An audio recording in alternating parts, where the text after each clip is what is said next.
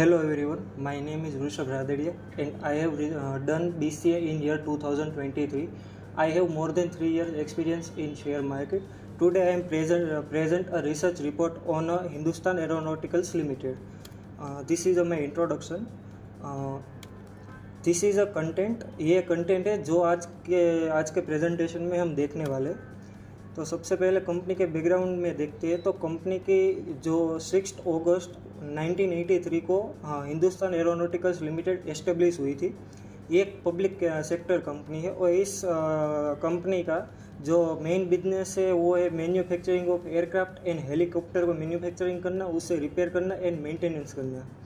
Government of India ने जून 2007 में HAL company को नवरत्न स्टेटस से सम्मानित किया था और HAL कंपनी इंडिया के डिफेंस प्रोग्राम में एक स्ट्रेटेजिक रोल प्ले कर रही है और ये एक अकेली ऐसी कंपनी है जिसके पास स्पेशलाइजेशन है कि वो एयरक्राफ्ट को मैन्युफैक्चरिंग करते हैं और उसमें उसके मेंटेनेंस और इसके मेंटेनेंस रिलेटेड सर्विसेज को प्रोवाइड करते हैं। अगर इंडस्ट्री आउटलुक की बात करें तो after covid aerospace and defence industry दोनों सेक्टर यानी कि सिविल एंड डिफेंस सेक्टर में एक अच्छा खासा हमें रिकवरी देखने के लिए मिला है। डिफेंस सेक्टर फाइनेंशियल ईयर 2023-24 में कंटिन्यूस ग्रोथ कर सकता है और due to some geopolitical global conflict की वजह से कई सारे कंट्री ने अपने डिफेंस बजट में एक मैसिवली ग्रोथ किया है, जिसकी वजह से उस कंट्री की मिलिट्री को स्ट्रेंथन किया, मिलिट्री कैपेबिलिटीज़ को स्ट्रेंथन किया जा सके। आफ्टर कोविड-19 global passenger traffic in civil aviation में एक ह्यूज इम्प्रूवमेंट देखने के लिए मिला है, जो कि एक्सपेक्टेशन था कि ईयर 2019 के एंडिंग के लेवल जो है वो ईयर 2023 एंडिंग का या फिर 2024 अर्ली में वो अचीव करेगा, लेकिन वो ऑलरेडी ईयर 2022 में अचीव कर दिया है, जिससे हम देख सकते हैं कि एक स्ट्रॉन्ग रिकवरी सिग्नल इसको हम गिन सकते हैं। और ये large size manufacturing order and after sale services में एक बड़ा सा ड्राइविंग फैक्टर बना है।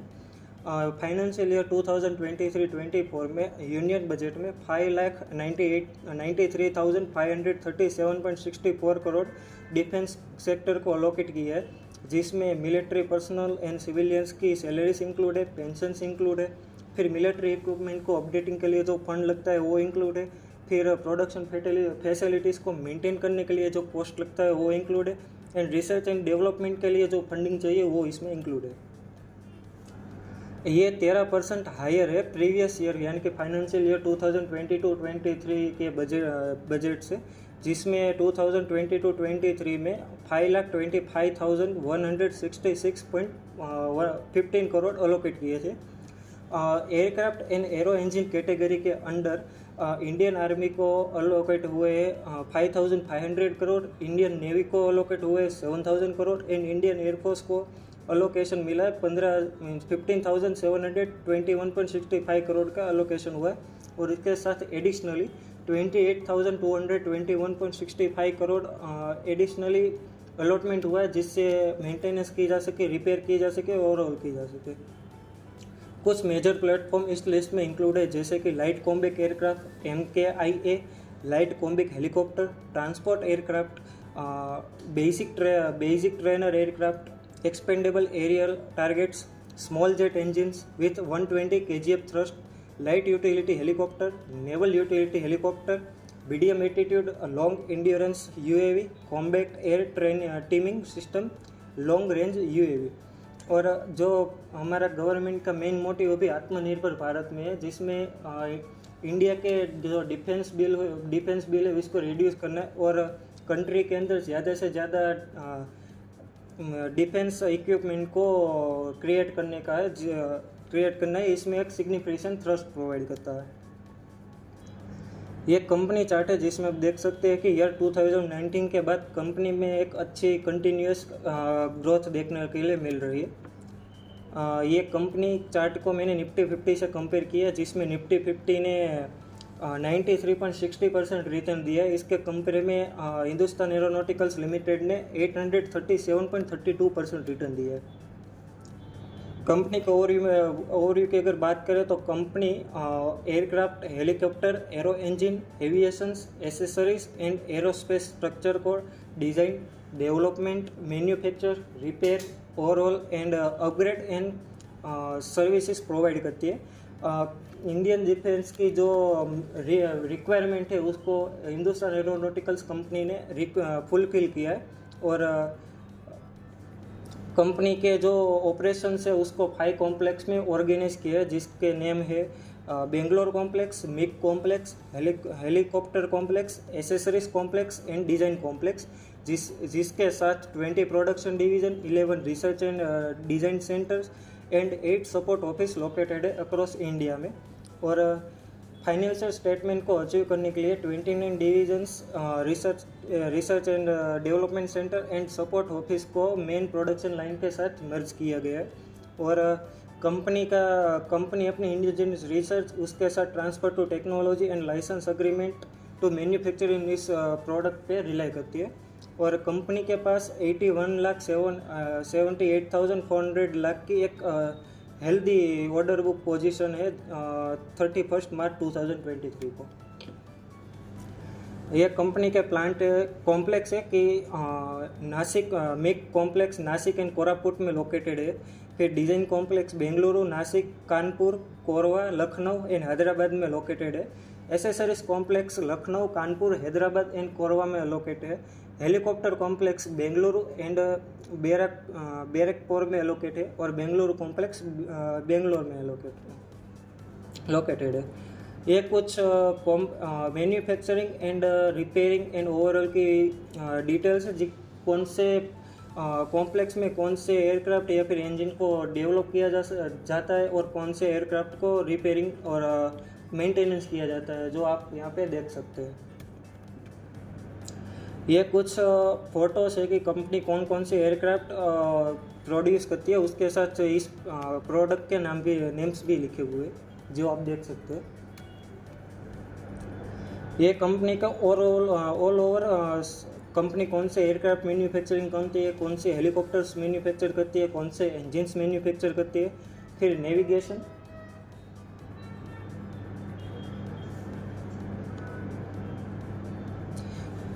इसमें कंपनी कौन कौन से एयरक्राफ्ट को मैन्युफैक्चरिंग करती है, कौन से हेलीकॉप्टर को मैन्युफैक्चरिंग करती है, कौन से इंजन मैन्युफैक्चरिंग करती है। फिर नेविगेशन एंड कम्युनिकेशन इक्विपमेंट कौन कौन से मैन्युफैक्चर करते हैं, एयरक्राफ्ट एसेसरीज कौन कौन सी है, इसके बारे में आपको यहाँ पे एक डिटेल में लिस्ट दिया गया है, जो आप यहाँ पे देख सकते हैं।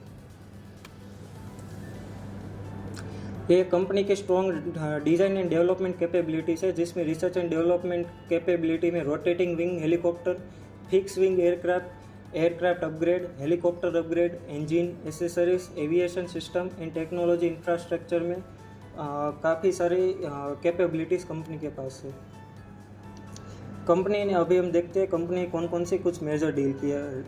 मार्च 2024, जो कि अभी रिसेंटली कंपनी ने इंडियन एयरफोर्स के साथ 5,249.72 करोड़ की डील साइन की है, जिसमें RD-33 arrow engine MiG 29 aircraft के लिए कोरापुट डिवीज़न में, HAL के कोरापुट डिवीज़न में इस मैन्युफैक्चरिंग किया जाएगा, जिससे मिग 29 की जो रिमेनिंग सर्विस लाइफ है उसको बढ़ाया जा सके। उसके साथ HAL ने सरफ्रान टीम से मिलके Indian military and global market को सर्व कर सके, इसलिए एक न्यू कंपनी की एस्टेब्लिश की है, जिसमें designing, building, selling and supporting helicopter engine को सेलिंग किया जाएगा। उसके साथ हेल एंड एयर मॉरिशियस ने मॉरिशियस में DO 228 एयरक्राफ्ट की एक मेंटेनेंस फैसिलिटी मॉरिशियस में प्लांट करने के लिए पॉसिबिलिटी ढूंढ रहे हैं। जुलाई 2022 में HAL रोल्स रॉय का engine MT7 marine gas turbine engine को इंडिया में सेल करने के लिए रोल्स रॉयस के साथ एक पॉसिबल पार्टनरशिप का पोटेंशियल ढूंढ रहे हैं। एट फानब्रो एयर शो जुलाई 19, 2022 में HAL एंड हीरियोक्स डेवटेक साथ में काम करने के लिए एग्री हुए, जहाँ पे C295 एयरक्राफ्ट के लिए लैंडिंग गियर को वो मैन्युफैक्चरिंग करेंगे, डिज़ाइन करेंगे, उसको फिक्स करेंगे और मेंटेन करेंगे। और ये इंश्योर करेंगे कि जो एक सेफ ऑपरेशन के लिए लैंडिंग गियर को बनाया जा सके। फार्नब्रो एयर शो जुलाई 2022 में HL and Honeywell international industry ने डिसाइड किया है कि वो साथ में मिलके हाई पावर जनरेशन इक्विपमेंट पे वर्क करेंगे। और एचएल ने इजराइल एरोस्पेस के साथ पार्टनरशिप की है, जिसमें कंपनी फिक्स विंग यूएवी को लीज पे देगी, उसे ऑपरेट करेंगी और मेंटेन करेगी इंडियन एयरफोर्स के लिए। और उसके साथ वो इंडियन एयरफोर्स को ड्रोन प्रोवाइड करेगी, ऑपरेशन को हैंडल करेंगे और उसे प्रॉपर मेंटेन करेगी। ये फ्यूचर ग्रोथ है कंपनी का, जिसमें इंडियन डिफेंस सेक्टर जो कि प्रीवियसली फोकस था स्ट्रेटेजिक इम्पोर्टेंस के लिए, लेकिन अभी इंडिया की जो ओवरऑल इकोनॉमिक ग्रोथ है इसमें ये सेक्टर अपने कंट्रीब्यूट करने के लिए कैपेबल है। फिर इंडिया गवर्नमेंट का अभी एक मेन फोकस है कि वो ज़्यादा से ज़्यादा डिफेंस इक्विपमेंट इंडिया के अंदर क्रिएट कर सके और लोकल मेड प्रोडक्ट को बाई करे। नेक्स्ट 5 to 10 ईयर्स में government own defence company and private firms company मिल के जो इंडिया का सेल्फ रिलायंट डिफेंस इंडस्ट्री है आत्मनिर्भर भारत स्कीम के अंदर उसे अचीव कर सकते हैं।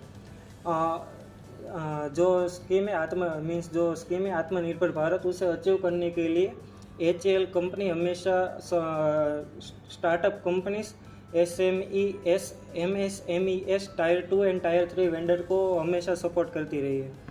और Hindustan aeronauticals limited near future में prime source of revenue Indian army means Indian defence force है due to some project like LCA, MK1A, LCH, LUH and HTT-40। Company ने अपनी सिस्टम को more eligible, efficient, cost efficient and competitive बनाने के लिए काफ़ी सारे इनिशिएटिव स्टेप्स लिए।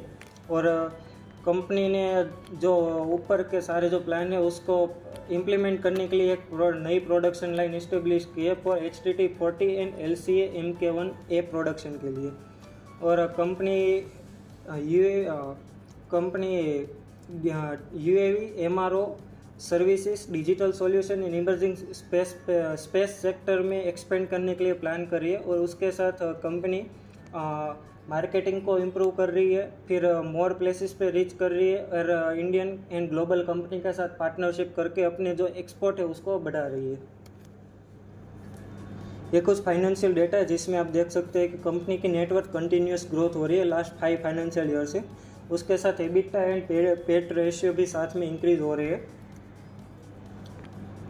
कंपनी का करंट रेशियो अभी एक स्टेबल में है और कंपनी का ऑपरेटिंग कैश फ्लो भी फाइनेंशियल ईयर 2018-19 में माइनस में था, लेकिन उसके बाद तुरंत वो रिकवर करके अभी एक सस्टेनेबल और अच्छा खासा कैश फ्लो कंपनी के पास है। कंपनी की जो net sales and profit after tax PAT है वो लास्ट 5 ईयर से कंटिन्यूस इंप्रूव हो रही है। उसके साथ कंपनी की जो रेवेन्यू एंड पेट है वो भी लास्ट 5 ईयर से कंटिन्यूस इंप्रूव हो रही है। स्वॉट एनालिसिस, इसमें सबसे पहले हम देखते हैं कंपनी की स्ट्रेंथ कौन कौन सी है। सो कंपनी के पास fix wing and rotatory wing aircraft engine, LRUS and airborne system को मैन्युफैक्चरिंग, मेंटेन एंड रिसर्च करने के लिए एक एबिलिटी है कि वो ये सब को हैंडल कर सकते हैं। फिर कंपनी के पास डिफेंस कस्टमर के हिसाब से एयरक्राफ्ट को अपग्रेड करने के लिए भी कैपेबिलिटी है और कंपनी कस्टमर के हिसाब से वो इंजन में रिप्लेस कर देंगे, एविएशन अपग्रेड कर देंगे और न्यू वेपन सिस्टम को इंटीग्रेट कर देंगे। उसके साथ साथ कंपनी को transfer of technology for fighter and transfer एक अपने मास्टर है। और इसमें हम सक्सेसफुल प्रोडक्शन लाइन में देखें तो MiG-21, MiG-27, Sukhoi 30 MKI, Jaguar, Dornier 228 and AVRO aircraft है। और कंपनी के पास कॉम्बैक्ट हेलीकॉप्टर को डिज़ाइन एंड डेवलपमेंट करने के लिए wide range of design and utility है। कभी कंपनी हाल में flagship platform like LAH variant, LCH, LUH जो कि 3.5 to 5.5 टन क्लास में आते वो अभी डेवलप करी है। उसके साथ IMRH एंड DBMRH के साथ मिलके कंपनी 10 to 15 टन क्लास के हेलीकॉप्टर्स भी क्रिएट कर रही है। और इंडियन डिफेंस फोर्स का सबसे ट्रस्टेड पार्टनर है वो हिंदुस्तान एरोनॉटिकल्स लिमिटेड है, जो कि 60 ईयर ओल्ड जो इक्विपमेंट्स है उसमें भी HAL मेंटेनेंस और सपोर्ट प्रोवाइड करती है। फिर आती है वीकनेस, तो कि कंपनी अपने critical materials and line replaceable unit के लिए main dependency foreign original equipment manufacturing के ऊपर करती है। कंपनी की outside of the India export market में एक लिटिल प्रेजेंट है। और कंपनी मिनिस्ट्री ऑफ डिफेंस के साथ कॉन्ट्रैक्ट पे रिले करती है, जो कि कंपनी के sales, earning and cash flow पे ग्रोथ पे वो इफेक्ट करता है। कंपनी के पास अपॉर्चुनिटी, अभी गवर्नमेंट का मेन फोकस है आत्मनिर्भर भारत के अंदर कंट्री के अंदर ज़्यादा से ज़्यादा डिफेंस इक्विपमेंट को क्रिएट करा जा सके। इसलिए कंपनी ने गवर्नमेंट ऑफ इंडिया ने कई सारे पॉलिसीज़ में रिफॉर्म्स किए ताकि डिफेंस मैन्युफैक्चरिंग को इंडिया में प्रमोट किया जा सके। फिर गवर्नमेंट का मेन फोकस है डिफेंस इंपोर्ट बिल को रिड्यूस करने के लिए। फिर civil maintenance, repair and overall opportunities का एक मार्केट इंडिया में डेवलप हो रहा है। उसके साथ रीजनल जेट UAV जैसे न्यू पोटेंशियल मार्केट इंडिया में डेवलप हो रहे हैं। और अलायंस और ग्लोबल मार्केट के साथ अलायंस एंड पार्टनरशिप करके एक अच्छा खासा पोटेंशियल ग्रोथ हमें देखने के लिए मिल सकता है।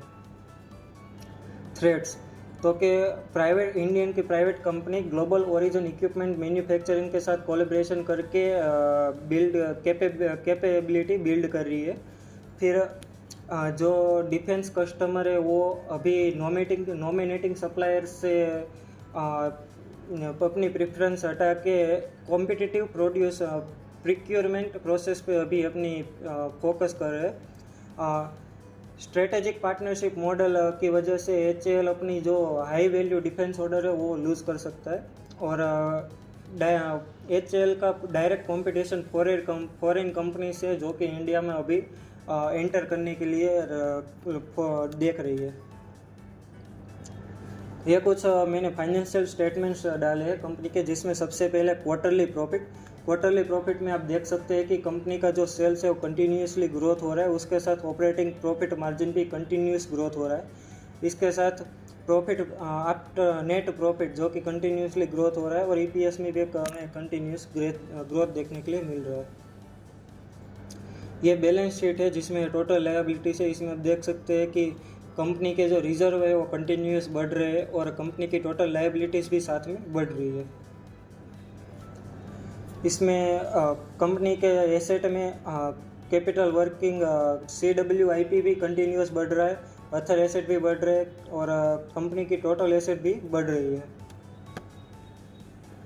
प्रॉफिटेबल रेशियो की बात करें तो जिसमें EBITDA मार्जिन रेशियो जो कि कंटिन्यूसली एक अपर बढ़ रहा है, उसके बाद पेट मार्जिन भी कंटिन्यूस बढ़ रहा है, उसके बाद रिटर्न ऑन इक्विटी जो कि एक देख सकते हैं कि इसमें भी कंटिन्यूस ग्रोथ देख सकते हैं। Return on asset and net profit margin ratio भी कंटिन्यूस ग्रोथ कर रहा है। कैश फ्लो में कंपनी के पास फाइनेंशियल ईयर 2022 एक डिक्रीज हुआ था कैश फ्लो और उसके बाद तुरंत फाइनेंशियल ईयर 2023 में कंपनी ने कैश फ्लो को वापस से जनरेट कर लिया और अभी कंपनी के पास एक अच्छा खासा कैश फ्लो अभी है। पीयर कंपैरिजन करें तो HAL का जो PE रेशियो इस सेगमेंट में जितनी भी पीयर कॉम्पिटिशन है उसमें सबसे लो है और जो हाईएस्ट डिविडेंड कंपनी है HAL है और जिसमें रिटर्न ऑन इक्विटी भी अच्छी है और रिटर्न ऑन एसेट भी हमें अच्छा देखने के लिए मिल रहा है। शेयर होल्डर पैटर्न की बात करें तो फाइनेंशियल ईयर 2021-22 में प्रोमोटर ने अपने स्टेक को कंटिन्यूस किया था, लेकिन फाइनेंशियल ईयर 2023 में थोड़ा सा स्टेक हमें डिक्रीज देखने के लिए मिल रहा है। लेकिन FII ने कंटिन्यूस अपना स्टेक बढ़ाया। अगर इसको हम देखें तो FII अपना स्टेक 400% बढ़ा रही है इस कंपनी में हर साल। DII ने अपना स्टेक थोड़ा सा लूज़ किया है और पब्लिक ने भी अपना स्टेक बढ़ाया है। इसमें माई पर्सनल व्यू है वो मेरा पर्सनल व्यू बाइंग के लिए जो कि लेवल है 3327 पे टारगेट 1 मेरा रहेगा 3652 जो कि अराउंड 10% है, और टारगेट 2 रहेगा 3988 जो कि अराउंड 20% है। ये मेरा पर्सनल है। अगर आप इसमें इन्वेस्ट करते हैं तो पहले आप अपने फाइनेंशियल एडवाइज़र से कंसल्ट करके बाद में आप इसमें इन्वेस्ट कर सकते हो। Thank you everyone.